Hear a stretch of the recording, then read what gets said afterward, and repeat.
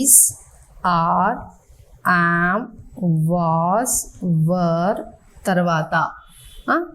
తర్వాత V1 plus ing form ఉంది అనుకుందాం, అది మనకి యాక్టివ్ వాయిస్. ఒకవేళ V3 ఉంది అనుకుందాం, V3 వర్బ్ లాగా వర్క్ చేస్తుంది అనుకోండి, ఇంకొకటి V3 అడ్జెక్టివ్ లాగా వర్క్ చేస్తుంది. అడ్జెక్టివ్ అంటే V3 అడ్జెక్టివ్ అంటే ఏంటి, మనకి పాస్ట్ పార్టిసిపుల్.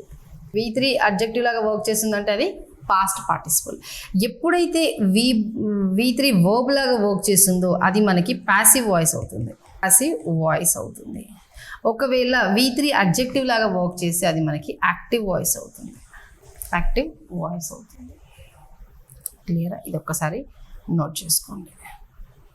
ఇక్కడ చూడండి, వీటి తర్వాత V3 అడ్జెక్టివ్ లాగా వర్క్ చేస్తే యాక్టివ్ వాయిస్. ఒకవేళ V3 వర్బ్ లాగా వర్క్ చేస్తే ప్యాసివ్ వాయిస్.